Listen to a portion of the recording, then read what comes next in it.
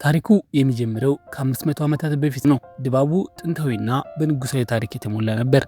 ነገር ግን ጊዜው እየገፋ ሲሄድ ዓለም እየተቀየረችና ወደ ዘመናዊ ዘመን መጣን። እዚህ ጋር እጅጉ የሆነ ትምህርት ቤት እናያለን። ይህ የሀብታም ልጆች ብቻ የሚማሩበት ታዋቂ ተቋም ነው። ወላጆቻቸው ከፍተኛ ስልጣን ያላቸው ባለስልጣናት ናቸው። ምንም እንኳን ድሃ ተማሪዎች እንዲገቡ ቢፈቅዱላቸውም እንደ ሀብታሞች እኩል ክብር ወይም ዋጋ አይሰጧቸውም። ዛሬ የ9ኛ ክፍል ተማሪዎች የውጤት ማሳወቂያ ቀን ነው። ደረጃዎች ሲታወቁ ድባቡ በጭንቀት ተሞልቷል። ከሀብታም ቤተሰብ የመጣው ሚንሶክ ሁለተኛ መውጣቱን እናያለን። ነገር ግን በዚህ ጊዜ አንደኛ ደረጃን የያዘችው ታሪካችን ዋና ገጸ ባህሪ ሱንግ ሂጁ ናት። ሂጁ ከድሃ ቤተሰብ የመጣች በመሆኗ ሚንሶክ በግልጽ ተበሳጭቷል። በሀብታምና በክብሩ ቢኮራም በእሷ በመበለጡ ኩራቱን አቆሰለው። እሷን በትኩረት እያየ ይህንን ዝም ብዬ የማልፈው እንዳይመስል ሻላት። ሱንግ ሂጁ ምንም ሳትደነግጥ በረጋ መንፈስ በእኔ መሸነፍ ምን አይነት ስሜት አለው ስትል መለሰችለት። ሚንሶክ በትዕቢት እያሾፈ እኔ የመጣሁት ከሀብታም ቤተሰብ ነው፣ ምንም ብታደርጊ ከኔ ልትበልጪ አትችይም ማለት። ሱንግ ሂጁ ትንሽ ፈገግ ብላ እንግዲያውስ በሚቀጥለው ጊዜ ጠንክረህ ሞክር፣ ከቻልክ አንደኛ ውጣ በማለት መለሰችለት። ነገር ግን ሚንሶክ በዚህ አላበቃም። የሂጁን የቤተሰብ ሁኔታ ማሾፍ ያደረገው ለዚህ ጭካኔው ምክንያት በቅርቡ ግልጽ ይሆናል። ሆኖም ሱንግ ሂጁ ዝም የምትል ሴት አይደለችም። ልብሱን እያስተካከለች ወደ ትምህርት ቤት ከመምጣትህ በፊት ቢያንስ በአግባቡ መልበስን ተማር በማለት እሷን መልሳ አሾፈችበት። ሱንግ ሂጁ አንደኛ ስለወጣች ወደ እርሰ መምህሩ ቢሮ ተጠራች። ነገር ግን ከምስጋና ይልቅ ከባድ ትችት ገጠማት። እርሰ መምህሩ ሀብታም ተማሪዎች ባሉበት እንዴት ድሃ ተማሪ ክፍሉን ትመራለች በማለት ጠየቀ። ይህ ስህተትና በፍጹም ተቀባይነት የሌለው መሆኑን ተናገረ። ትምህርት ቤቱ በንጉሱ የተገነባ ለሀብታም ልጆች እንደሆነና እንደሱ ያለ ሰው እዚያ መማሩ በራሱ ትልቅ እድል እንደሆነ አሳሰባት። በመቀጠልም ከጋብቻ ውጭ የተወለደች መሆኗን በማንሳትና በእሷ ላይ በማሾፍ ተናገራት። ሂጁ አይኖቿ በቁጣ ነደዱ። ምንም ቃል ሳትናገር ጥላው ወጣች። ታሪኩ አሁን ወደ አሁኑ ዘመን ይሸጋገራል። ሱንግ ሂጁ በአንድ ኩባንያ ውስጥ ጠንካራ ስራ አስፈጻሚ ሆና እናያታለን። ሰራተኞቿ በከባድ ሁኔታ እየገሰጸች ነው። ሽያጩ ቀንሷል። አዲስ ደንበኞችም እየመጡ አይደለም። ባህሪዋ ቁጡና ጠንካራ ጥብቅ ነው። በዚህ ቅጽበት ጸሐፊዋ መታ አንድ ፕሮግራም እንዳለባት አስታወሰቻት። ሱንግ ሂጁ ተበሳጭታ አውቃለሁ፣ የልደቱ ቀን መሆኑን አውቃለሁ፣ መሄድ አለብኝ፣ አታስቸግሪኝ አለች። ነገር ግን በድንገት በፈገግታ አሁን ለሁላችሁ ማሳያችኋለሁ አለችና ከጸሐፊዋ ጋር ወደ ግብዣው አመራች። በሌላ በኩል ልዑል ሊአንን እናያለን። እሱ ከንጉሱ በመቀጠል ትልቁ ኃላፊነት ያለበት ሰው ነው። ንጉሱ ውሳኔ መስጠት ካልቻሉ ሊአን ነው ጣልቃ የሚገባው። በወቅቱ ሊአን እየታጠበ ነበር። ከክፍሉ ውጭ አገልጋዮቹ በትዕግስት እየጠበቁ ቢሆንም ከውስጥ ምንም ምላሽ የለም። ብዙም ሳይቆይ ስራ አስኪያጁ ቾይ ህዩን ደርሶ በአስቸኳይ መውጣት እንዳለበት ነገረው። ወደ ክፍሉ ሲገባ ህዩን ለንጉሱ ምን ስጦታ አዘጋጅተሃል ብሎ ጠየቀው። ሊያን በድንገት መሳሪያውን ወደ እሱ አነጣጥሮ አሁን ስጦታ ሰጣለው፣ ትንሽ ጠብቅ አለው። ነገር ግን ሁሉም ቀልድ ነበር። ፊቱ ተፈታና መሳቅ ጀመረ። በመቀጠልም ህዩን ለልደት በዓል አሁን የለበሰው ልብስ በጣም እንግዳ ስለሆነ እንዲቀይር ነገረው። በዚህ መሃል ሱንግ ሂጁ የግብዣውን ቦታ ትደርሳለች። ከቅንጡ መኪናዋ ስትወርድ ሁሉም አይን ወደ እሷ ይዞራል። በቀይ ቀሚሷ እጅግ በጣም ውብ፣ አንጸባራቂና በራስ የመተማመን መንፈስ የተሞላች በመሆኗ ችላ ማለት አይቻልም። በታላቅ ውበትና እርጋታ እየተራመደች ወደ ውስጥ ትገባለች። በደቂቃዎች ውስጥ የለበሰችው ቀሚስ በኢንተርኔት ላይ በከፍተኛ ሁኔታ ይሰራጫል። ኩባንያዋ ወዲያውኑ አጋጣሚውን በመጠቀም ቀሚሱን ለሽያጭ ያቀርባል። በ10 ሰከንድ ውስጥ ሙሉ በሙሉ ተሸጦ ያልቃል። ይህ ሁሉ የእሷ የንግድ ስልት አካል ነበር። የግብዣው ጭብጥ በድሮ ዘመን ላይ የተመሰረተ ስለሆነ ሁሉም ሰው በዚያው ዘይቤ ለብሷል። ሆኖም ግን ሂጁ በመካከላቸው በጉልህ ትታያለች። መገኘቷ በጨለማ ውስጥ እንዳለ ነበልባል ትኩረትን ይስባል። በግብዣው ላይ 3 ልጃገረዶች እሷ ክፉ ያወራሉ። የካስል ግሩፕ ባለቤት ከሚስቱ ውጭ የሚወልዳት መሆኗን በማንሳት ያንሾካሹካሉ። ሂጁ የሰማቻቸው ሲሆን ፊቷ በቁጣ ይለወጣል። በድንገት ብርጭቆ ሰብራ በስብርባሪው ችርስ እያለች ስታስፈራራቸው ልጃገረዶቹ በፍርሃት ይሄዳሉ። ከዚያም ታላቅ ወንድሟ ሱንግ ሂጁ ይመጣል። ድጋፍ ከመስጠት ይልቅ ኩባንያሽ እየወደቀ ነው፣ አንቺ ምንም የማትረቢ ነሽ፣ እኔ ስኬታማ ነኝ፣ በህይወት በጣም ቀድሜሻለሁ በማለት ያንቋሻታል። ሂጁ አፍን መቆጣጠር ብትማር ይሻላል ስትል በቁጣ መለሰችለት። ክርክሩ ሳይባባስ ሁሉም ለራት ይጠራሉ። ሁሉም ቦታቸውን ይይዛሉ። ሂጁ በስተጀርባ ስለተቀመጠች ዋናው መድረክ በግልጽ ማየት አልቻለችም። በዋናው ጠረጴዛ ላይ ዩን የተባለ ህፃን ከእናቱ ከንግስት ዮን ኢራን ጎን ተቀምጦ እናያለን። በእውነቱ ይህ ህፃን ንጉሱ ነው። ሁሉም ሰው አንድ ሰው እየጠበቁ ይመስላል። ሊአንን እየጠበቁ ነው። በመጨረሻ ሲመጣ ንግስቷ በመዘግየቱና ባለባበሱ ትገጸዋለች። ሊያን በረጋ መንፈስ ንጉሱ ስለሰጠኝ ነው የለበስኩት፣ የወደደው መስሎኝ ነበር ይላል። ንጉሱም በደስታ በጣም ያምራል ይለዋል። ብዙም ሳይቆይ የልደት ስርዓቱ ይጀምራል። በባህላቸው መሰረት በልደት ቀን ምኞት ይደረጋል። ንጉሱ ለንግስቷ ለሊአንና ለህዝቡ ደስታን ይመኛል። ሊአንን ጨምሮ ሁሉም ምኞታቸውን ይገጽፋሉ። በዚያው ቅጽበት ጠቅላይ ሚኒስቴሩ ሚንጆንጉ ይመጣል። ሂጂ ወደሱ ቀርባ እየፈለግኩ ነበር፣ የት ነበር ትለዋለች። እሱም ከፊት ነበርኩ፣ ግን ንገሪኝ፣ ወንድምሽ መብለጥ ምን አይነት ስሜት አለው? ደግሞስ ለምን ቀይ ቀሚስ ለበሽ ሲል ይጠይቃታል። ሂጁ ለምን አያምርብኝም ትለዋለች። እሱም አይ አይደለም ያምርብሻል፣ ግን ቤተ መንግስት ውስጥ ቀይ መልበስ አይፈቀድም ይላታል። ሂጁ ትከሻዋን ሰብቃ አላውቅም ነበር፣ የለበስኩት ግን ለራሴ ነው ትላለች። በመቀጠል ሂዩ መጥቶ ጆንጉ ይጠራዋል። ሊአን የፈለገው ነው። ሁለቱ ሲገናኙ ሊአን ምን እየተፈጠረ ነው? ዛሬ ሴቶች ሁሉ አንተን ነው የሚያዩ ይለዋል። ጆንጉ እየሳቀ አይ አንተን ነው የሚያዩት ይላል። ሊአን በመተንፈስ ማግባት ያለብኝ ይመስለኛል፣ ከዚያ ስልጣኔን እለቃለሁ፣ አንተ ሁሉን ተረከባለህ፣ ደግሞ ንጉሱ ገና የ8 ዓመት ልጁ ነው ይላል። ጆንጉ ወዲያውኑ አይሆንም ይላል። ሊአን እንግዲያውስ ውለታ ዋልልኝ፣ እንዳገባ ፍቀድልኝ ብሎት ይሄዳል። እውነታው ግን ሊአን ማግባት ፍላጎት የለውም። በዚህ መሃል ሱንግ ሂጁ የስልክ ሲግናል ፍለጋ እየተዘዋወረች ሳታውቀው ወደ ተከለከለ የግል ቦታ ትገባለች። ሊአን አይቷት ማንሽ ስምሽን ንገሪኝ፣ እዚህ ምን ታደርጊያለሽ ሲል ጠይቃታል። ሂጁ ማንነቷን ስትገልጽለት የሊአን ፊት ወደ መቆጣት ተለወጠ። ለምን እዚህ መጣሽ? ይህ የህዝብ ቦታ አይደለም፣ መግባት የተከለከለ ነው፣ ለንጉሳዊ ቤተሰብ ብቻ የተከለከለ ነው። እስከ 3 እቆጥራለሁ፣ ካልወጣሽ አሳስርሻለሁ፣ እድል የሰጠሁሽ ጁኒየሬ ስለሆንሽ ነው አላት። ሂጁ በንግግሩ ግራ ተጋባች። በድንገት በቤተ መንግስቱ ውስጥ ከፍተኛ የፍንዳታ ድምፅ አስተጋባ። እሳትም ተነሳ። ፍርሃትና ግርግር ወዲያውኑ ተሰራጨ። ንጉሱ በውስጥ ታፍኖ ቀረ። ሊአን እሳቱን ሲያይ ፊቱ ደረቀ፣ ሰውነቱ ዝሎ፣ አይኖቹ በፍርሃት ተሞሉ። ከ3 ዓመት በፊት ንጉሱ በተመሳሳይ ሁኔታ በአንድ ሰው በተለኮሰ እሳት ተቃጥሎ ስለሞተ ትዝታው ከፍተኛ ድንጋጤ ፈጠረበት። በዚያ ግርግር ውስጥ ንግስቲቱ እየሮጠች መጣ። ምንም ሳታመነታ ሊአንን በጥፊ መታች። ድምጿ በንዴትና በፍርሃት የተንቀጠቀጠ ልጄም እንዲሞት ትፈልጋለህ ስትል ጮኸች። እውነታው ግን ንጉሱ ምንም ሳይነካው ከበጀርባቸው በሰላም ቆሞ ነበር። ሂጁ ይህን ሁሉ ትዕይንት በአይኗ ተመልክታለች። በተመሳሳይ ጊዜ ጆንጉ በጥልቅ ሀሳብ ተውጦ ወደ ውጭ ወጣ። አእምሮው በአንድ ጥያቄ ተወጥሯል። እሳቱ ማን አስነሳው? ከ3 ዓመት በፊት ተመሳሳይ ድርጊት ተከስቶ ንጉሱ በዚያው ሰዓት ህይወቱ አልፎ ነበር። አሁን ታሪክ ራሱን እየደገመ ያለ ይመስላል። ወዲያውኑ ምርመራ እንዲጀመር አዘዘ። ብዙም ሳይቆይ ሂጁ ከጸሐፊዋ ጋር ተገናኝታ ስለ እሳቱ ነገረቻት። ጸሐፊዋ ግን ስለ አደጋው ከመጨነቅ ይልቅ ሊአንስ አሁን ደህና ነው ስትል በጭንቀት ጠየቀች። ሂጁ ተበሳጭታ ይህንን ማወቅሽ ምን ያደርግልሻል? አድናቂ ሆነሽ እንዴ? ለምን ያሳስብሻል? ዝም ብለን በሰላም ወደ ቤታችን እንሄድ አለቻት። እየሄዱ ሳለ ወደ ሂጁ ያለፈ ታሪክ እንመለሳለን። አንድ ትዝታ ትተርካለች። በአንድ ወቅት ቀስት የመወርወር ልምምድ ለማድረግ ወደ ትምህርት ቤቱ የተከለከለ ቦታ ገብታ ነበር። ያ ቦታ ለተመረጡ ተማሪዎች ብቻ የተከለከለ የግል ይዞታ ነበር። እዚያ እያለች ሲያን መጣ። ማነሽ? ስምሽን ንገሪኝ፣ እዚህ ምን ታደርጊያለሽ ሲል ጠየቃት። ሂጁ እዚህ ነው የምማረው፣ የ9ኛ ክፍል ተማሪ ነኝ ስትል መለሰች። ሊአን ከ10ኛ ክፍል በታች ያሉ ተማሪዎች እዚህ አይፈቀድላቸውም ማለት። ከዚያም ሂጁ አንተስ እዚህ ምን ታደርጋለህ ስትል ጠየቀችው። ሊአን እኔ ፍቃድ አለኝ ሲል መለሰላት። ሂጁ በጉጉት እንዴት አገኘኸው ካለችው በኋላ ነገ ውድድር አለብኝ፣ ልምምድ ለማድረግ ነው የመጣሁት፣ ይኸው ቁልፍ እንኳን አለኝ፣ ከክፍል ጓደኛዬ ከሚሶክ ነው የሰረቅኩት አለችው። ሚሶክ በመጀመሪያ ላይ ሁለተኛ ወጣው ያው ልጅ ነው። ቁልፉን እንዴት እንዳገኘው ባታውቅም ግድ አልነበራትም፣ ማሸነፍ ብቻ ነው የምፈልገው ብለው ሄደች። ወደ አሁኑ ስንመለስ ንግስቲቱ ሊያንን ቀደም ብላ በጥፊ ስለመታች ይቅርታ እየጠየቀች ነው። ሊያን ችግር የለውም ንጉሱ ሰላም መሆኑ ነው ዋናው ነገር፣ ግን በጥፊ መምታትሽን አልወደድኩትም ማለት። ንግስቲቱ አሁንም በድንጋጤ ውስጥ ሆና እሳት ነበር፣ ንጉሱ ሊሞት ይችል ነበር፣ አንተ ግን ምንም አልሆንክም አለችው። ሊያን ምን እንዳደርግ ትጠብቂያለሽ? የኔ ጥፋት ምኑ ላይ ነው አላት። ንግስቲቱ ትእዛዝ ሰጠችው። ይህን ማን እንዳደረገ ፈልግ፣ በእውነት ለንጉሱ ክብር ካለህ እኔ የመረጥኩትን ሰው ታገባለህ ስትል ሊያን ዝም አለ።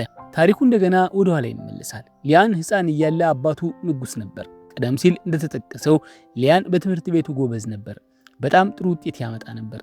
ነገር ግን አባቱ ስለሱ ፈጽሞ ግድ አልነበረው። ሊያን ስላከናወናቸው ነገሮችም ሆነ ስላገኙ ስኬት ምንም ደስታ አልነበረው። የሚያደርገው ነገር ሁሉ ምንም ዋጋ እንደሌለው ያህል ነበር። ወደ አሁኑ ዘመን ስንመለስ ሂጁ የኩባንያው ሊቀመንበር ከሆኑ ከአባቷ ጋር ስታወራ እናያለን። እሱ እንድታገባ ጫና እያደረገባት ነው። እሱ የጠቁማት ሰው ግን ከእሷ ያነሰ ገቢ ያለው ነው። ሂጁ ወዲያውኑ ተቆጣች። ከኔ ያነሰ ገቢ ያለውን ሰው አላገባም፣ በፍጹም ቢያንስ ከኔ ጋር እኩል መሆን አለበት አለች። በዚህ መሃል ሂጁ ከሚስቱ ጋር ይመጣል። ሁለቱ ለሂጁ የሚሆን እጮኛ አስቀድመው መርጠዋል። ነገር ግን ሂጁ እንደለመደችው በሹል ምላስ ወንድሜ ከማግባትሽ በፊት ምንም ያጣራሽው ነገር አልነበረም፣ ለዚህ ነው ከዚህ የማይረባ ሰው ጋር የቀረሽው በማለት አሾፈችባቸው። የቴዱ ሚስት በንግግሩ በግልጽ ተቀየመች። ቴዱ ራሱን በንዴት እህቴ ሆነሽ ሚስቴን ትሰድቢያለሽ ቢላትም ሄዱ ግን በአቋሟ ጸናች። ምንም ብትል እኔ አላገባም አለች። በሌላ በኩል ልዑል ሊአን በንግስቲቱ ጫና ምክንያት በመጨረሻ ለማግባት ተስማማ። በዚህ መሃል ሄዱ እንደገና በስብሰባ ላይ ሆና በሰራተኞቿ ላይ ስትጮህ እናያለን። የግል ንዴቷ ሁሉ በእነሱ ላይ እየተወጣች ነው። ጸሐፊዋ የግል ችግርሽን በሰራተኞች ላይ መወጣት ስህተት ነው ብትላትም ሄዱ ግን በትዕቢትና በኩራት ትወጥራለች። በሌላ ቦታ ሊአን ሲወጣ ከአንድ ባለስልጣን ጋር ተገናኘ። ላርፍ ወደ ቤት እየሄድኩ ነው አለው። ባለስልጣኑ ግን አንተ ከሄድክ ንጉሱን ማን ይጠብቃል ሲል ያስጠነቀቀው። ያው ባለስልጣን ቆይቶ ንግስቲቱን ስለ ባህሪዋ ገሰጻት። ሊአንን እንደዛ ልታደርግ አይገባም፣ እሱ የህዝብ ሙሉ ድጋፍ አለው አላት። ወደ ሄዱ ቢሮ ስንመለስ አባቷ የለከላትን የጮኛ እጩዎችን ዝርዝር እያየች ነው። ሁሉም ነጋዴዎች በመሆናቸው አንዳቸው አልማረኳትም። በንዴት ጻፊዋን ጠርታ ቢያንስ አንዱ ፖለቲከኛ መሆን ነበረበት፣ ፖለቲከኛ ከሆነ ከጋብቻ በኋላ ይጠቅመናል አለቻት። በዚህ መሃል ሊአን ወደ ቤቱ ተመልሶ ብቻውን እየተዝናና ነው። ስራ አስኪያጁ ህዩን ባለባበስ ምክንያት በህዝብ ዘንድ ትልቅ ወሬ ተፈጥሯል። ልብስ በጣም ተወዳጅ ሆኗል። ሁሉም ሰው እየፈለገው ነው። በዜና ላይም ቀርቧል አለው። በተመሳሳይ ጊዜ በሄዱ ኩባንያ ውስጥ ሁሉም ሰው ያንኑ ዜና እያየ ነው። ልብሱ ከፍተኛ ሁኔታ መነጋገሪያ የሆነ ነው። ሄዱ በጥንቃቄ ካየች በኋላ ለራሷ በእውነት እሱ ጎበዝ ነው፣ እሱም ማግባት አለብኝ አለች። ጸሐፊዋ ደንግጣ ምን እያልሽ ነው? እሱ ማን እንደሆነ አታውቂም አለቻት። ሄዱ በራስ በመተማመን ፈገግ ብላ እንዴ እዩኝ እኔ ቆንጆ ነኝ አለች። ሊያን ገና ሲያት እንደሚወድቅላት ሙሉ በሙሉ እርግጠኛ ነች። ጸሐፊዋ ግን እሱ አያውቅሽም ለምን ያገባሻል ስትል ተከራከረቻት። ሄዱ ሳታመነታ የንገናኝ ጥያቄ ላኪለት አለች። ጥያቄው ወደ ሄዱ ደርሶ ለሊያን ነገረው። ሊያን ፊቱን አጨፍግጎ እሷ ማነች ሲል ጠየቀ። ሂዩን የካስትል ግሩፕ ልጅ ነች፣ ጎበዝና ገቢዋ ከፍተኛ ነው አለው። ሊያን ወዲያውኑ ውድቅ አደረገው። አልፈልግም፣ ጥያቄውን ውድቅ አድርገው አለ። ሂጁ ጥያቄዋ ውድቅ መደረጉን ስታይ ደነገጠች። እኔን ውድቅ አደረገኝ እኔን አለች። ደግማ ላከች። አሁን ውድቅ ተደረገ። ይህ ለቀናት ቀጠለ። ትጠይቃለች፣ ውድቅ ያደርግባታል። በመጨረሻም ኩራቷን ዋጥ አድርጋ እኔ ያንተ ጁኒየር ተማሪ ነኝ እባክህ አግኘኝ የሚል መልእክት ላከች። በዚህ ጊዜ ሊያን ትንሽ ቆም አለ። ጁኒየር ተማሪ የሚል ቃል ትኩረቱን ስለሳበው ለመገናኘት ተስማማ። ዜናው ሊያን አንዲት ሴት ሊያገኝ እንደሆነ ወደ ንግስቲቱ በፍጥነት ደረሰ። ንግስቲቱ በነገሩ ተጠራጥራ አንድ ሰው እንዲከታተለውና በሚስጥር እንዲሰለው አዘዘች። በመጨረሻ ሁለቱ ተገናኙ። እንደተቀመጡም ሂዱ ያለምንም ማመንታት የጋብቻ ጥያቄውን በፊቱ አስቀመጠች። ነገር ግን ውጥረቱ እየጨመረ ሲሄድ ታሪኩ እንደገና ወደ ኋላ ተመለሰ። ሂዱ በትምህርት ቤት የቀስት ውርወራ ውድድር ላይ ወደ ተሳተፈችበት ጊዜ እንሄዳለን። ሁሉንም ተማሪዎች ተሳትፈዋል። ድባቡን በደስታና በጭንቀት ተሞልቷል። እርሰ መምህሩና ንጉሱ ራሱ ውድድሩን ለመመልከት ተገኝተዋል። ንጉሱ ዝግጅቱን እየተመለከተ ለሁሉም ተማሪዎች የቀስት ውርወራ ለመመድ ማን ፈቀደ ሲል ጠየቀ። እርሰ መምህሩ በጥንቃቄ ያዘጋጀው ሊኦን ነው ሲል መለሰ። በዚህ ቅጽበት ንጉሱ አይኑ ወደ ሊያን አዙሮ በትኩረት ተመለከተው። ብዙም ሳይቆይ ተማሪዎቹ በሁለቱ ቡድን ተከፈሉ። ሊያንና ሚንሶክ በአንዱ ቡድን ውስጥ ሲሆኑ ሂጁ እና የቅርብ ጓደኛዋ ሚንጆንጉ ደግሞ በተቃራኒ ቡድን ተመደቡ። ዝግጅቱ ሲጀመር ሊያን አንድ እንግዳ ነገር አስተዋለ። የሚንን ቁልፍ አይቶ ሚን ወደ ተከለከለው ቦታ መግቢያ እንዳለው ተረዳ። አንድ ሐሳብ ባምሮ መጣ። ሂጁ ያሳየችው ቁልፍ ሰርቄው ነው ብላኛለች፣ ግን በእውነት ከየት አመጣችው? በዚህ መሃል ሚንጆንጉ በሂጁ ላይ እያጉረመረመ ስድብ ይሰነዝራል። ጓደኛው ምን ሆነ ነው ለምን እንዲጠላት አለ ሲል ጠየቀው። ሚን ምክንያቱም እሷ ዲቃላ ስለሆነች ነው ሲል በንቀት መለሰ። ንግሩ ሳይጨርስ ሊያን ጣልቃ ገብቶ አፍህ ዝጋ፣ ካልሆነ ግን መጨረሻ አያምርም አለው። ሚን ወዲያውኑ ዝም አለ። ውድድሩ ተጀመረ። ሂጁ በትኩረትና በቁርጠኝነት ወረወረች። ቀጥሎም ሊያን ተከተለ። እያንዳንዳቸው ሁለት ዙር ነበራቸው። እያንዳንዱ ቀስ በተወረወረ ቁጥር ውጥረቱ እየጨመረ መጣ። ነገር ግን ውጤቱ ሊታወቅ ሲል ትዕይንቱ ወደ አሁኑ ጊዜ ተመለሰ። ወደዚያ ሂጁ ለሊያን የጋብቻ ጥያቄ ወደ ቀረበችበት ቅጽበት ተመለስን። ሊያን ምንም ሳይደነግጥ ሻይ አቀረበላት። ሂጁ በመገረም ምን ሆነሃል? አልደነገጥክም አለችው። እሱም ትከሻውን ሰብቆ ይህ ለኔ የተለመደ ነው አላት። አጠገቡ ወዳለውና የስጦታና የደብዳቤ ክምር እያመላከተ በየቀኑ ማለት ይቻላል የጋብቻ ጥያቄ ይቀርብልኛል፣ ስለዚህ ለኔ አዲስ ነገር አይደለም ማለት። በመቀጠልም ወደ እሷ ቀርብ ብሎ ንገሪኝ፣ ለምን አንቺን ማግባት አለብኝ? ልዩ የሚያደርግሽ ምንድን ነው ሲል ጠየቃት። ሂጁ ሳታመነታ ሀብታም ነኝ፣ በጣም ቆንጆ ነኝ፣ ደግሞ ቢዝነሱ ሊፈርስ እየደረሰ አንድ እብድ ወንድም አለኝ፣ እሱን በቅርቡ በልጠዋለሁ፣ ዝም ብለን እንጋባ፣ ስምምነት ያለው ጋብቻ ይሁንና ቆይተን እንፋታለን አለችው። ሊያን ራሱን ነቅንቆ አይ ሌላ የበለጠ ልዩ ነገር ንገሪኝ አላት። ለመጀመሪያ ጊዜ ሂጁ የምትነግረው ጠፋባት። በራስ የመተማመን ስሜቷ ቢኖርም የተናገረችው ነገር ሁሉ እሱን ሊማርከው አልቻለም። በውጭ በኩል የንግስቲቱ ሰላይ ሪም ንግግራቸውን ለመስማት ትሞክራለች። ነገር ግን በድንገት ህዩም መጣ። ሄይ እዚህ ምን ታደርጊያለሽ አላት። ሪም በፍጥነት ምግብ አምጥቼ ነው ስትል መለሰች። ህዩን ምግቡን ከሷ ተቀብሎ ራሱን ወደ ውስጥ በማግባት አስቀመጠው። ከዚያም ተመልሶ በመውጣት እሷ እንዳትሰማ በሩን ዘጋባት። በሌላ በኩል ንግስቲቱ ከአንድ ባለጸጋ ንጉሳዊ ቤተሰብ የመጣች ልጃገረድ ጋር ቀጠሮ ይዛለች። የሊያንን ጋብቻ በእሷ በኩል ለመጠምዘዝ እንደ መጫወቻ ልትጠቀምበት እያሰበች ይመስላል። ወደ ሂጁ ቤት ስንመለስ ጸሐፊዋ በጉጉት ታዲያ ምን ተፈጠረ አገኘሽው አይደል ስትል ጠየቀቻት። ሂጁ መጀመሪያ መልስ ከመስጠት ተቆጠበች። ከዚያም በመጨረሻ ውድቅ አደረገው። እኔ አልፈጽመውም የማልችለውን ጥያቄ ያቀረበ ፍቅርን ጠይቀኝ፣ እኔ ደግሞ እሱን በፍጹም ልወደው አልችልም አለች። ጸሐፊዋ በህልም አለመሆኗ ዋው ይህ በጣም ሮማንቲክ ነው ስትል ተናገረች። ሂጁ ግን እየሳቀች እሱ እየቀለደብኝ ነበር አለች። በዚህ መሃል ህዩን ሊያንን ውድቅ ማድረግ ከፈለግ በቀጥታ መናገር ትችል ነበር፣ ለምን ፍቅርን ጠየካት ሲል ጠየቀው። ሊያን አልመለሰም፣ በምትኩ ፈገግታ አሳየ። ወደ ሂጁን ስንመለስ ጸሐፊዋ ታዲያ አሁን ምን ያደርጋል እሱን ለመውደድ ትሞክሪያለሽ አለቻት። ሂጁ በቁርጠኝነት ራሷን ነቀነቀች። አዎ እሞክራለሁ፣ ወደ እሱ ቀርባለሁ አለች። ጸሐፊዋ ግን ቆይታ እንፋታለን ብለሽ በቀጥታ መንገር አልነበረብሽም፣ እንደዛ ተብሎ የጋብቻ ይፈጸም የለም ብላ ተከራከረቻት። ነገር ግን ሂጁ አዲስ ስልት በማውጣት ቀድማ እያሰበች ነው። በሌላ በኩል ንግስቲቱ ለሊአን የሚሆኑ ብዙ እጮኛዎችን ገምግማለች። አንዲት አገልጋይ ካገኘሻት ልጃገረድ ጋር የሆነ ችግር አለ እንዲህ ስትል ጠየቀቻት። ንግስቲቱም ጋብቻውን ማመቻቸት አልፈልግም፣ እንደ ደላላም አልሆንም፣ እሱ በራሱ ያገባል፣ እኔ ደግሞ በማየት እዝናናበታለሁ አለች። ከዚያም አይኖቿ የሂጁን ፎቶግራፍ ላይ ያረፉ። ፊቷ ላይ ፈገግታ እያየች እሷን ማግኘት እፈልጋለሁ አለች። ይህ በእንዲህ እንዳለ ሂጁ ከአንድ ሰራተኛዋ ጋር ባልተለመደ ሁኔታ በፍቅርና በደግነት ስታወራ ትታያለች። ሰራተኛው ግራ ተጋብቶ ወዲያውኑ ክፍሉን ለቆ ወጣና ሌሎቹ እሷ አሁን በእርግጠኝነት ለማግባት አቅዳለች፣ ማንንም አትምርም ሲል አንሾካሾከ። እሷም አንድ ተግባር ሰጠችው። ስለ ሊአን የዕለት ተዕለት ውሎ ማንኛውንም ዝርዝር መረጃ ሰብስብ፣ የት ይሄዳል፣ ምን ያደርጋል፣ ሁሉንም። ብዙም ሳይቆይ መረጃ ሁሉ በፔን ድራይቭ ተሰብስቦ ለጸሐፊዋ ተሰጠ። ከጥቂት ጊዜ በኋላ ሊአን ፈረስ እየጋለበ እያለ ሂጁ በድንገት ታየች። ከተገናኘን ብዙ ጊዜ ሆነን አለችው በጨዋታ። ሊያን ግራ ተጋብቶ ትናንት እኮ ነው የተገናኘነው አላት። ሂጁ በሚያስገርም ፈገግታ ለኔ ግን ረዘምብኝ፣ ናፍቀኸኛል አለችው። እሱን ለማማረክና ለማማለል ትሞክራለች። ከዚያም ዝም ብላ ትሄዳለች። በኋላም ሊያን ወደ አንድ ሆቴል ሊበላ ሲሄድ ሂጁ እንደገና መጣች። ለምን ሆቴል ትበላለህ? ቤት መብላት አይሻልህም? አለችው። ሊያን እረፍት ላይ ስለሆንኩ ነው አላት። ሊሄድ ሲል ሂጁ በድንገት አሁን የት እየሄድክ ነው አለችው። ሊያን ደነገጠ። እንዴት አወቀች? ወደ እሷ ዞሮ ስለ እኔ መረጃ እያጠናሽ ነው አላት። ሂጁ በድፍረት አዎ እኔ አንተን ለመውደድ እየሞከርኩ ነው አለች። ከዚያን ጊዜ ጀምሮ በሄደበት ሁሉ ትከተለዋለች። በመንገድ ላይ፣ ሲኒማ ቤት፣ ሌላው ቀርቶ ስፖርት ሰራ እንኳ አልተለየችው። በህይወት ውስጥ ሊያስወግዳት የማችል ሰው ሆነች። ሊያን ንዴቱ እየጨመረ መጣ። እንዴት ነው ሁልጊዜ የምታገኘኝ? ልብሴን መቀየር አለብኝ ያለ ማሰብ ጀመረ። በዚህ መሃል የሂጁ ወንድምና ምራት በግዴታ ከአንድ ሰው ጋር ቀጠሮ እንዲኖራት ያደርጋሉ። እምቢ ካለች ከአባቷ ኩባንያ እንደሚዘጋው ያስፈራራውታል። በግዴታ ተስማምታ ጁን የተባለ ሰው ታገኛለች። ጁን በትህትና ፈገግ ብሎ አባትሽ በጣም ማወድ ሰውሻል፣ በጣም ደፋር እንደሆንሽ ነግረውኛል አላት።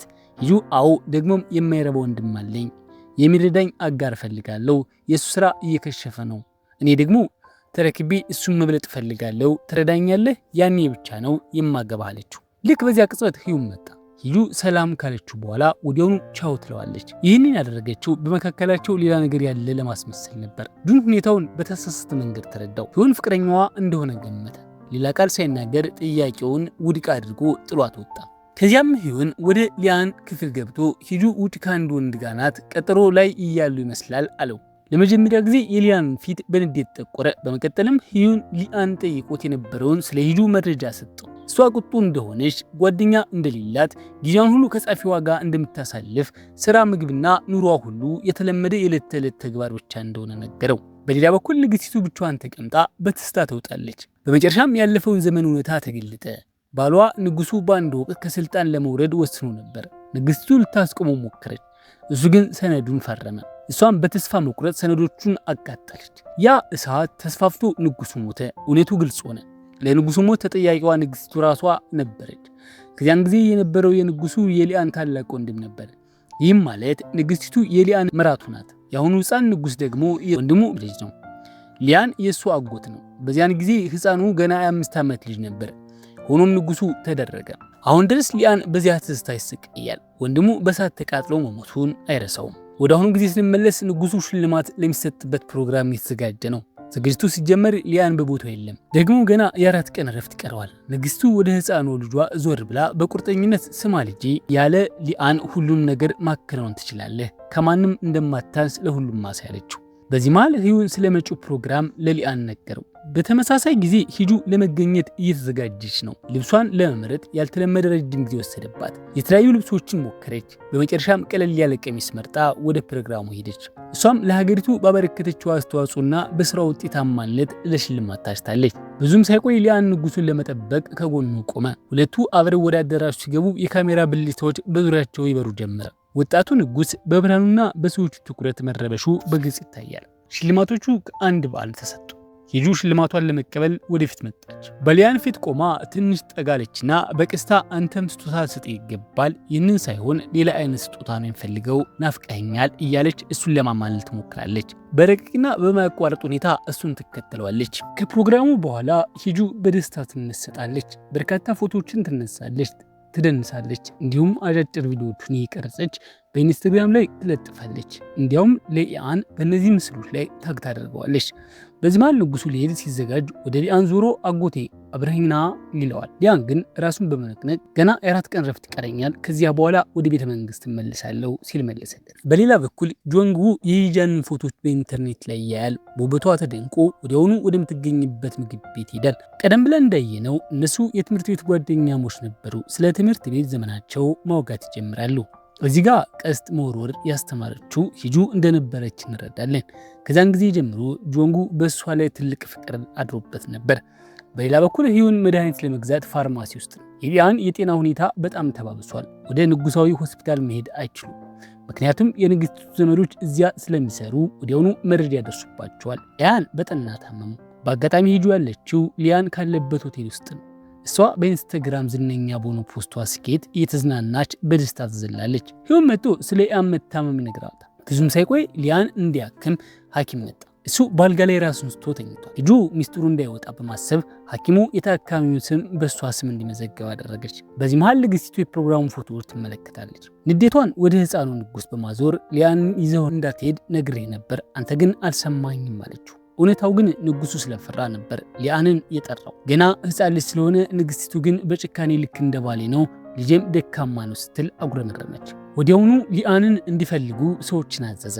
ሆቴሉ ውስጥ ሊያን እያረፈ እያለ ሂጁና ህዩን ምን እንደተፈጠረ ሁሉ እየበሉና እየጠጡ ይዝናናሉ። ሂጁ ሊያን ለምን እንዲታመመ ለምንስ ወደ ንጉሳዊ ሆስፒታል አይሄድም ስትል ጠይቀች። ህዩን እዚያ ከሄደች የሰዎችን ትኩረት በጣም ይስባል፣ እሱ ደግሞ ይህንን አይፈልግም ማለት። በድንገት ህዩን መልእክት ደረሰው። ንግስቲቱ ሆቴሉ ደርሳለች፣ አድራሻውን አግኝተዋለች። ወዲያውኑ ፍርሃት ነገሰ። ህዩን በፍጥነት ሂጁን በክፍል ውስጥ ደበቃት። ንግስቲቱ ያለምንም ማመንታት ወደ ሊያን ክፍል ዘልቃ ገባች። ነገር ግን ሊያን አልጋ ላይ አልነበረም። ልብሱን ሳይቆልፍ እንደለበሰ ቆሞ አገኘችው። ትዕይንቱ ንግስቲቱ ስላስፈራት ፊቷ ቀልቶ ዞር አለች። ሊያን እባክሽ ውጪ ጠብቂ፣ እንዲህ መግባት የለብሽም አላት። እሷም ወጣች። ነገር ግን አንድ ነገር አስተዋለች። የሂጁን የእጅ ቦርሳ ጥርጣሬዋ ወዲያውኑ ጨመረ። በድጋሚ ወደ ውስጥ ገብታ ሂጁን ከሊያን ጋር አገኘቻቸው። በዚያ ቅጽበት ንግስቱ ነገሩን በተሳሳተ መንገድ ተረዳችው። የሚገርም ነው፣ በእውነት የሚገርም ነው አለች። ለዚህ ድፍረታችሁ ሁለታችሁም ትቀጣላችሁ። ነገ ወደ ቤተ መንግስት ኑ፣ እዚያ እንጨርሰዋለን አለች። በማግስቱ ጠዋት ሂጁ በክፍሏ ውስጥ ስትነቃ ጸሐፊዋ አስደንጋጭ ዜና ይዛ መጣች። ቅሌቱ ባለም ተሰራጭቷል። የዜና አውታሮች ሊያንና ሂጁ ሆቴል ክፍል ውስጥ የጠበቀ ግንኙነት ሲያደርጉ እንደተያዙ እየዘገቡ ነው። ሂጁ ዜናውን ስታነብ ከመደንገጥ ይልቅ በሳቅ ፈነዳች። በመጨረሻ ሆነ ማለት ነው፣ አሁን ጋብቻው የተረጋገጠ ነው አለች። ነገር ግን ዜናው በዚህ አለበቃ። ሐኪም ወደ ክፍል ሲገባ በመታየቱ ሂጁ ነፍሰ ጡር ናት የሚል ወሬን ተሰራጨ። እሷም በነገሩ ተገርማ እያጨበጨበች ይበልጥ መሳቅ ጀመረች። ያለማስተያየት ለእሷ ምንም ማለት አይደለም። ጸሐፊዋ ግን ተጨንቃለች። ሊያን ለብዙዎች ምሳሌ የሚሆን ሰው ነው፣ በሚሊዮኖች የሚቆጠሩ ልጃገረዶች ይወዱታል አለቻት። ሂጁን ግን ትከሻዋን ሰብቃ ቢወዱትስ እኔ አልወደውም በማለት ስለ እርግዝናው ወሬ እየሳቀች ምንም ግድ እንዳልሰጣ ታሳየች። ጆንጉ ዜናው እንደሰማ ወዲያውኑ ወደ ቤተ መንግስት አመራ። ዛሬ ስለ ቅሌት ውሳኔ የሚሰጥበት ቀን ነው። ሁሉም ሰው በመካከላቸው በእርግጥ የሆነ ነገር አለ ብሎ አምኗል። ያንም ቤተ መንግስት ይገኛል ተብሎ ሲጠባበቅ፣ እሱ ግን ለህዩን ወደ ቤት ውሰደኝ እየተመለስኩ ነው አለው። ህዩን ቤተ መንግስት ሁሉም እየጠበቁ ነው ቢለውም ሊያን ወደ መኖሪያ ቤቱ ተመልሶ ሂጁን ወደዚያ ጠራት። አገልጋዮቹም ስለ ወሬው እርስ በርሳቸው በሹክሹክታ እያወሩ ነበር። ሊአን ግን ያልተጠበቀ ነገር አደረገ። ለሂጁ ይቅርታ ጠይቃት። ስምሽ ጠፍቷል፣ ሰዎችም ነፍሰ ጡር ነሽ እያሉ ነው ካለ በኋላ ለዚህ ምትክ የምትፈልጊውን ማንኛውን ምኞት ፈጽምልሻለሁ አላት። ሂጁ በጥንካሬና በጽናት እያየችው ብቸኛ ምኞቴን አስቀድመ ታውቃለህ አለችው። በመቀጠልም አበቦቹን በፊቱ አስቀምጠች። እነዚህ አበቦች ካለፈ ዘመን የቀሩ ናቸው። በቀስት ውርወራ ውድድር ያሸነፈችው ቀን የነበሩ ናቸው። ታሪኩም እንደገና ወደዚያ ጊዜ ተመለሰ። በውድድሩ ሂጁ አሸንፋ ሊኦን ተሸንፎ ነበር። አሁን ግን ሆን ብለው ነው የተሸነፍከው አይደል? እውነቱን ንገረኝ ስትል ጠየቀችው። በዚያ ጊዜ ወንድሟ ከትምህርት ቤት ተባረው ነበር። ሁሉም ሂጁን ስህተት እንድትሰራና እሷን አስወጥተው ለወንድሟ ቦታ እንዲሰጡት ይጠባበቁ ነበር። ምክንያቱም እሱ ህጋዊ ልጅ፣ እሷ ግን ስላልነበረች ነው። ሊያን በዝምታ ተመለከታት። በመጨረሻ እሺ አገባሻለሁ አለ። ድምፁ ግን በቁም ነገር የተሞላ ነበር። ምሽት ላይ ወደ ንጉሳዊ ቤተመንግስት ሄዱ። በዚያ ጊዜ ቤተመንግስቱ በሰው ተወሮ ነበር። ጋዜጠኞች በየጥጋ ጥጉ ሞልተው ስለ ሉልና ስለ ሂጁ ግንኙነት የማያቋርጥ ጥያቄዎችን ያዘንቡ ነበር። ወሬው እውነት ነው ወይስ አይደለም? ሊዮን ግን ሁሉንም ነገር በአንድ እርምጃ ለመጨረስ ወሰነ። ከመኪናው ወርዶ በካሜራዎች ፊት የሂጁን በር ከፈተላትና እንድትወርድ ረዳት። ሂጁ ወዲያውኑ በኢንተርኔት ላይ አንደኛ መነጋገሪያ እርሱ ነች። የሉሉን ልብ የማረከች ተራ ልጃገረድ ተባለች። በቤተ መንግስት ውስጥ ያለው አየር አስጨናቂ ነበር። ንግስቲቱ ደንቦቹ ሁሉ በመጣሱ በሊያን ተቆጥታ ወዲያውኑ እንዲመጣ አዘዘች። ሊያን ሂጁን በንጉሳዊ ክፍል ውስጥ ብቻዋን ትቶ ወደ ንግስቲት ለመሄድ ተገደደ። ንግስቲቱ በንዴት ፈነዳች። ስለ ቅሌቱ ይቅርታ እንዲጠይቅና ለምን ሂጁን ወደ ቤተ መንግስት ይዞ እንደመጣ ጠየቀችው። ሊያን ግን በራስ መተማመን ቁም ነገር እንደያዝኩ ለማሳየት ነው ያመጣኋት ሲል መለሰላት። ከዚያም በግልጽ እሷን ለማግባት ወስኛለሁ አላት። እሷን ይበልጥ ለማበሳጨትም በስሙ ልጅ ለማሳደግ እንደሚችል ነገራትና ደንግጣ እንደቀረች ጥሏት ወጣ። ሊያን ወደ ንጉሳዊ ክፍል ሲመለስ ሂጁ ከንጉስ ዩን ጋር ተቀምጣ ስታበላው አገኛት። ወዲያውኑ የቅናት ስሜት ወረረው። ንዴቱንም ይበልጥ ነደደ። ዩን እንቅልፍ እንደወሰደው ሲናገርና ሂጁ ደግሞ መብላት እንዳለባት ስታስገድደው ሊያን በድንጋጤ አገልጋዩን ጠርቶ ንጉሱ ወደ ክፍል እንዲመለሱ አዘዘ። በንጉሱ ላይ አንዳች ነገር ቢፈጠር ጥልቅ ጥፋት እንደሚሆንና ንግስቲቱን ዝም እንደማትል ያውቃል። ሂጁ በሱ ምላሽ ደነገጠች። በረጋ መንፈስም በእርግጥ የሆነ ነገር ቢፈጠር ከኔ ጎን ትቆማለህ ወይስ ከንግስቲቱ ስትል ጠየቀችው። ሊያን ትንሽ ካሰብ በኋላ እሷን መረጠ። ሰዎች በእውነት መወደዳቸውንና እርስ በርስ መፈቃቀራቸውን እንዲያምኑ በፍጹም ሁኔታ ማስመሰል እንዳለባቸው ነገራት። ቆይቶም ሊያን ሂጁ በሱ ክፍል ውስጥ ስለምታድር አገልጋዩ ልብስ እንድታመጣላት ነገራት። ሂጁ ቆዳዋ ስስ ስለሆነና የጥጥ ልብስ እንዲመጣላት ጠየቀች። አገልጋዩ ለብቻ ቢተኙ እንደሚሻል ሐሳብ ብታቀርብም ሊያን ግን ትዕይንቱን ለማሟላት በአንድ ክፍል ውስጥ እንደሚያሯጥቁ ተናገረ። በሩ እንደተዘጋም በብርድ ልብስ ምክንያት መከራከር ጀመሩ። ድምጻቸው አገልጋዮቹ ሁኔታውን ሙሉ በሙሉ በተሳሳተ መንገድ እንዲረዱት የሚያደርግ ነበር። በማግስቱ ጠዋት ሊኦን ለመጀመሪያ ጊዜ ዘግይቶ ተነሳ። ሂጁ ወደ ስራ ሄዳ ነበር። የምትራመደውም በራስ መተማመን ሲሆን ሌሊቱን በቤተ መንግስት ማድሯን ለማሳየት ሆን ብላ የትናንትናውን ልብስ ለብሳለች። ቤተ መንግስት ውስጥ ሰንጎን ከወጣቱ ንጉስ ዩን ጋር ተቀምጦ ነበር። ንጉሱ ስለ አባቱ ህልም አይቶ መረበሹን አስተዋለ። ሰንጎን የቀድሞውን ንጉስ ደካማና ፈሪ እንደነበር፣ ንግስቲቱንም ያገባው አባቱን ደስ ለማሰኘት ብቻ እንደነበር ያስታውሳል። ሊዮን ግን ሁልጊዜ ከጎኑ እንደሚቆም አረጋገጠለት። ወደ ቢሮዋ ስንመለስ ሂጁ አስተያየቶቹን በረጋ መንፈስ ታነባለች። ምስጋናውንም ሆነ ትችቱን በቀላሉ ታስተናግዳለች። ጆንጉ በእርግጥ ሊኦንን ልታገባው እንደሆነ ወይስ ድራማ እንደሆነ ስጠይቃት እውነት መሆኑን አረጋገጠችለት። እንደምታደንቀውና ከጎኑ መሆን እንደምትፈልግ ነገረችው። በተለይም እሱ ለሌላ ሰው ሊድሩት እያሰቡ ስለሆነ በመቀጠልም ጋብቻው እንዲባረክና ሂደቱ እንዲፋጠን ጠየቀች። በዚህ መሃል ንግስቲቱ የሊያንን ውሳኔ ከሰማች በኋላ እንደታመመች ሊያን ተረዳ። ይህም ይፋዊ ጋብቻ መግለጫ እንዳይወጣ ለማገድ የታቀደ ውሸት ነበር። ምክንያቱም እንደ ቤተ መንግስት ደንብ አንድ ትልቅ የቤተሰብ አባል በታመመበት ወቅት ደስታን የሚያሳይ ዝግጅት ማድረግ የተከለከለ ነው።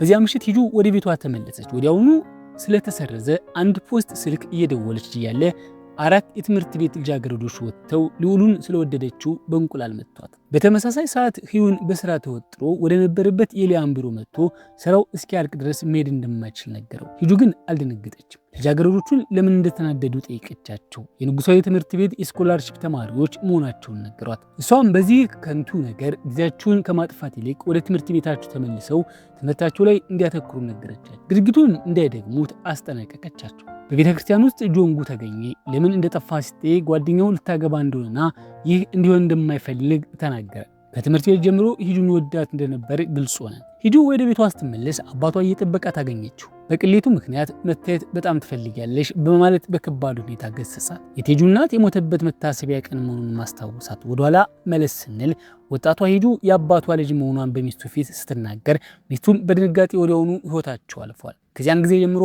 አባቷ እንደ እርግማን ያያት ነበር። አሁንም ኩባንያውን እንድትለቅ ካልሆነ ግን እንደማያውቃት አስፈራራት።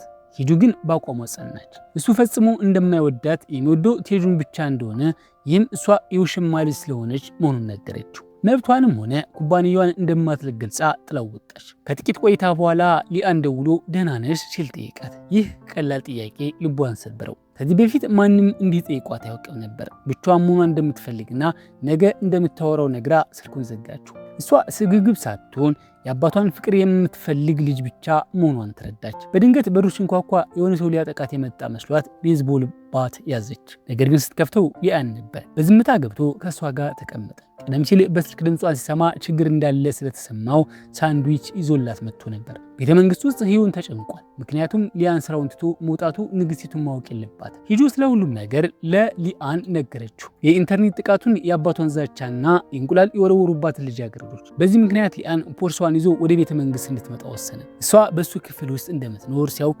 አገልጋዮች ደነገጡ። ዋና አገልጋዩም ቀርቦ ዘና እንድትልና በማግስቱ ክፍሉን እንደሚያሳያት ቃል ገባላት። ከመተኛታቸው በፊት ሂዱ ለሊአን ደወለች። እሱ ስራ እየጨረሰ መሆኑን ስታውቅ አጠገቡ ሄዳ ተቀመጠች። ቤተ መንግስቱ ከስራዋ ስለሚርቅ በየቀኑ መመላለሱ አድካሚ እንደሚሆንባትም ነገረችው። በመቀጠልም ለምን እሷን ለማግባት እንደተስማማ ጠየቀችው። ያን እየሳቀ አንደኛ ሀብታም ስለሆንሽ፣ በአገሪቱ ካሉ ሴቶች ሁሉ እጅግ ባለጸጋ ነሽ። አሁን ይህ ለንጉሳዊ ቤተሰብ እንደ ጋሻ ሆኖ ከህዝብ ለሚነሳባቸው የታክስ ወጪ ትችት ዝምታን ይሰጣል። ሁለተኛ ቆንጆ ነሽ፣ ሁሉም እንደ ምርጥ ጥንዶች ይሆናል አላት። ከዚያ ድምፁን ቀይር አድርጎ ሶስተኛ እኔ ስልጣን እፈልጋለሁ ብል ሰዎች ያወግዙኛል፣ አንቺ ግን ትረጅኛለሽ። የኛ አጋርነት ከማንኛውም ወሬ በላይ ዋጋ አለው አላት። በማግስቱ ጠዋት ጠባቂዎቹ ወደ ክፍሉ ዘልቀው በመግባት ሂጁን በቤተ መንግስቱ የእሳት አደጋ ውስጥ እጇ እንዳለበት በመናገር በይፋ ከሰሷት። ሌላው ቀርቶ ለንጉሳዊ ቤተሰቡ ጥላቻ እንዳላትም ገለጹ። ሂጁ አልደነገጠችም። ወደ ሊአን ለመደወል ብትሞክርም እሱ በስነ ስርዓት ላይ ስለነበር ስልኩን ዝግ ነበር። ወዲያውኑ ጸሐፊው አግኝታ እሱን እንድትፈልገው አዘዘቻት። መንገዱ ቢዘጋባቸውም አንድ ብልህ ሐሳብ መጣላቸው። በሊአን ስም የተዘጋጀውን ንጉሳዊ ባጅ በመጠቀም ወደ ቤተ መንግስቱ ገብተው እሱን ለማግኘት መሞከር። በአጋጣሚም ሂዩን አግኝታው ረዳቻቸው። በዚህ መሃል ሂጁ ለምርመራ ተወሰደች። ሁኔታው ሳይባባስ ሊአን ደርሶ በንግስቲቱ ፊት ቆሞ ተሟገተላት። ምንም ማስረጃ የለም በማለት ተከራከረ። በዚያ ቅጽበት ሂጁ ነገሩ ከመክፋቱ በፊት ራሷን እንደሳተች አስመሰለች። ሊአን በሁሉም ሰው ፊት ተሸክሞ ወደ ንጉሳዊ ክፍል ወሰዳት። እንደገቡም በድርጊቱ ተደስታ ወዲያውኑ ተነሳች። እስር ቤት እገባለሁ ብላ እንደማትሰጋና በየዓመቱ ክስ እንደሚገጥማት ነገረችው። የንግስቲቱ ዛቻ በአገልጋዮቹ ዘንድ በመሰማቱ እሷ አስቀድማ የትኛውን ጠበቃ እንደምትቀጥር እያሰበች ነበር። በደቂቃዎች ውስጥም ወሬው በቤተ መንግስቱ ተሰራጨ። የፍቅር ታሪካቸውም የመነጋገሪያ ማዕከል ሆነ። ያ ምሽት ሂጁ ከሊአን ጋር ከቤተ መንግስቱ ተገናኘች። በሚስጥር እንዲወጣ ካደረገችው በኋላ እንቅልፍ እንዲወስደው ሻይና ቪታሚን ሰጠችው። እሱ ወደ እሷ ቀረብ ብሎ አንድ ሰው እየሰለላቸው እና ፎቶ እያነሳቸው እንደሆነ በሹክሹክታ ነገራትና ሳማት። በማግስቱ ሁሉም ነገር ፈነዳ። በቤተ መንግስቱ ስለ ግንኙነታቸው ወሬ ተሞላ። አሁን ማንም ሰው ዝም ብሎ ወሬ ነው ብሎ አያምንም። ስብሰባ ተጠራ። ሱንጉወን ልዑሉ ከሂጂ ጋር መሆን እንደማይችል ነገረው። እሷ ተራ ሰው ከመሆኗን በላይ ጋብቻው ውጭ የተወለደች ልጅ ስለሆነች የቤተ መንግስቱ ደንብ አይፈቅድም። ነገር ግን ጠቅላይ ሚኒስትሩ ጆንጉ ነገሩን በፖለቲካዊ መንገድ አየው። ግንኙነቱን በይፋ እንዲያረጋግጥ ሊአን መከረው። አሁን ቢተዋት ትልቅ ንጉሳዊ ቅሌት እንደሚሆን ገለጸ። ይልቁንም ገና መተዋወቅ ላይ ነን በማለት ጋብቻውን በማዘግየት የህዝቡን ንዴት ማርገብ እንደሚሻል ሐሳብ አቀረበ። ሰንጎን ቢስማማም ሂጁ ግን ከንጉሳዊ ክፍል ወጥታ ወደ ቤት እንድትመለስ አጥብቆ ጠየቀ። ብዙ ጊዜ ሊአን እምቢ አለ።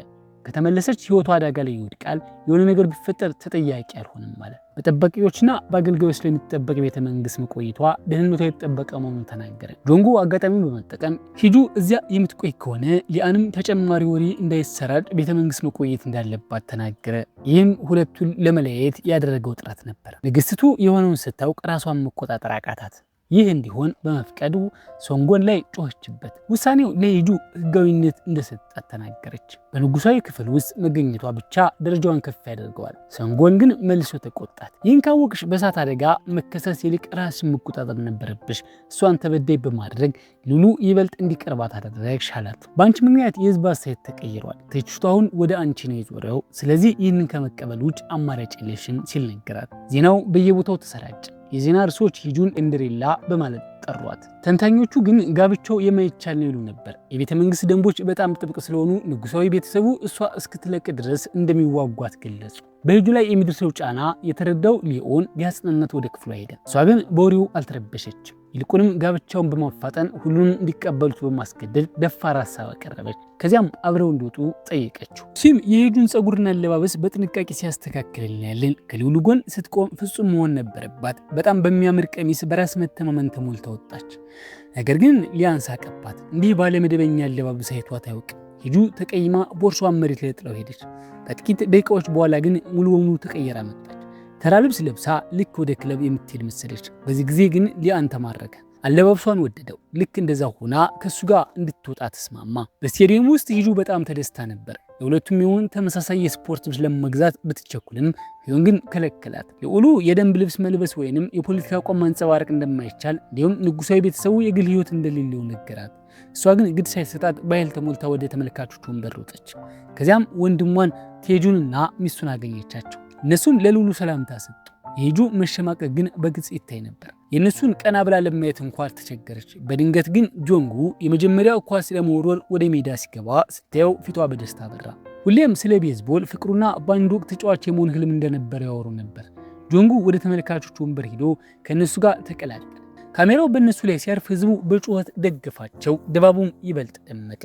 ከጨዋታው በኋላ ጆንጉ ሙከራውን ጀመረ። ሂጁ ከሊያን ነጥሎ ለመውሰድ ለራት ጋበዛት። ሂጁ ከጆንጉ ጋር መሄድ ፈልጋ ነበር። ልዑሉ ግን አልፈቀደም። አብረው ወጥተው ለብቻ መሄዳቸው ትርጉም እንደማይሰጠው ነገራት። በመቀጠልም በድፍረት በጋዜጠኞቹ ፊት መኪና በር ከፈተላትና ሁሉም ያንን ቅጽበት በካሜራቸው እንዲያስቀሩ አደረገ። ምግብ ቤት ውስጥ ሂጁ ሱሺ አዘዘች። ነገር ግን ልዑሉ እንደማይበላ አስተዋለ። ጆንጉ የንጉሳዊ ምግብ ጥሬ መብላት እንደማይፈቀድለትና የደንብ መሆኑን አስረዳት።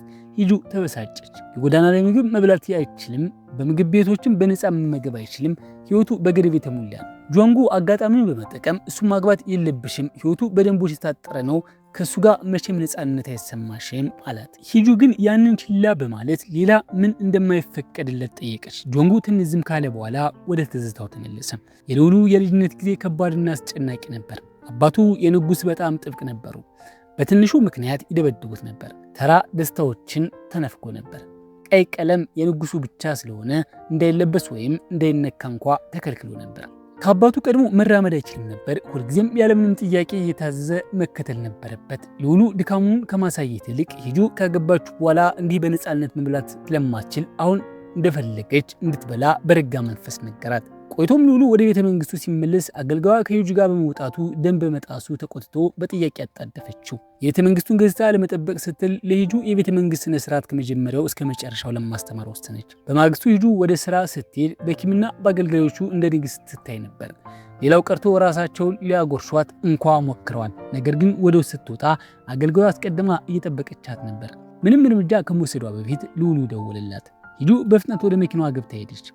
እሱም አሁን ከአገልጋዋ ብታመልጥም ትክክለኛው ንጉሳዊ ስነ ስርዓት ለመማር ውሎ አድሮ መገናኘት እንዳለባት ነገራት። በዚህ መሃል ቴጁ ለሚስቱ አዲስ ጫማ ገዛላት።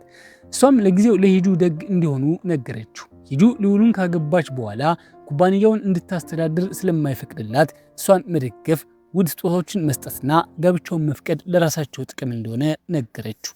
በዚህ መሃል ሂጁ ልዑሉን ለመማረክ አዲስ ልብሶቹን ገዛች። ነገር ግን ወደ ቤተ መንግስት ስትመለስ አገልጋዋ እንደገና እየጠበቀቻት ነበር። እንደ ንጉሳዊ ቤተሰብ አባል እንዴት መቆም፣ መራመድ እና ማውራት እንዳለባት ስነ ስርዓት የምትማርበት ጊዜ እንደሆነ ነገረቻት። ሂጁ ለመሞከር ብትሮጥም አረማመዷ ከንግስት ይልቅ የወታደር ይመስል ስለነበር ድርጊቷ አስቂ ሆነ። ሆኖም በደቂቃዎች ውስጥ አገልጋዋን በንግግር ማርካ ሁኔታውን ወደ ራሷ መለሰችው። ልዑሉም ባየችው ቅጽበት ግን ስልጠናውን መቋቋም እንዳልቻለች በመነገር አገልጋዋን እንዲወስድላት ተማጸነችው። በማግስቱ ሊያን ከጆንጉ ጋር ቼዝ እየተጫወቱ ነበር። ጆንጉ ስርዓቱን መጠናቀቃቸውና ወደ ቀጣዩ ምዕራፍ መሸጋገር እንዳለባቸው ነገረው። ሊያን ግን ጆንጉ ጋብቻውን ስላልደገፈውና በስብሰባው ላይ ጉዳዩን ለማንሳት ፈቃደኛ ስላልሆነ ቅር ተሰኝቶ ተሰናበተው። ጆንጉ ለራሱ ጥቅም ብቻ እንደሚሰራ ግልጽ ሆነ። ነገር ግን ሊያንም እንደሱ ቢሆን ኖሮ ሀገሪቱ ወደ ትርምስ ትገባ ነበር። ይህ በእንዲህ እንዳለ አገልጋዩዋ ስለ ንጉሳዊ የቀብር ስነ ስርዓቶች ለሄጁ አስረዳቻት። የመጨረሻው የቀብር ስነ ስርዓት የተከናወነው በ2005 ነበር። ንግስት ያን ከ20 ዓመታት በፊት በመኪና አደጋ ሞቱ። ንጉሱ ደግሞ ከ7 ዓመት በኋላ በልብ ድካም ሕይወቱ አለፈ። ከ3 ዓመታት በፊት ደግሞ የልዑሉ ወንድምና የይሁን አባት በእሳት አደጋ ሞቱ። ከዚያን ጊዜ ጀምሮ ንጉሳዊ ቀበሮች በሚስጥር ይይዙት ነበር። ይህን ስትሰማ ሄጁ በእንባ ተሞልታ ወደ ክፍሏ ሮጠች። ስለ አደጋዎቹ፣ ስለ ልብ ድካምና ስለ እሳቱ መረጃዎች በኢንተርኔት ፈለገች። በልዑሉ ላይ ጥልቅ የጥፋተኝነት ስሜት ተሰማት። ልታጽናናው ብትደውልም ስልኩን አላነሳውም። በዚያ ቅጽበት ሊያን ከንግስቲቱ ጋር ነበር። እሷ ጆንግ የተባለች ሴት አስተዋወቀችውና በማግስቱ ከጋዜጠኞች ጋር የራት ግብዣ እንዳላቸው ነገረችው። እሷ ስለታመመች በእሷ ምትክ ጆንጉን ይዞ እንዲሄድ ሀሳብ አቀረበች። ሊያን ግን በችልታ ሰሞኑን በጣም እየታመመች ስለሚመስል የሚተላለፍ በሽታ ሊሆንባት እንደሚችል ነገራት። በቀን 3 ጊዜ በሐኪም እንድትታይ ማዘዘ። ስለ ራት ግብዣው ግን ብቻውን እንደሚሄድ ገልጾ ምላሽ ሳይጠብቅ ወጣ። ወደ ቢሮ ተመልሶ ህዩን ስለ ጆንግ ማንነት እንዲያጣራ አዘዘ። በመቀጠልም ለሂጁ ደውሎ ስራ ላይ ስለሆነ ምን እንደፈለገች በንዴት ጠየቃት። ሂጁ ግን በረጋ መንፈስ ከጎኑ እንደምትቆም ሁለቱንም አንድ አካል ስለሆኑ ያለሱ አንዲትም እርምጃ ወደፊት እንደማትራመድ ነገረችው። ንግግሯ ልቡን ነካው። ስልኩን ዘግቶ ሂዩን እንዲዘጋጅ አዘዘው። ያንን ምሽት ወደ ንጉሳዊ ክፍል ለመሄድ ወሰነ። ቆይቶም ሂጁ የሥነ ሥርዓት ስልጠናዋን ቀጠለች።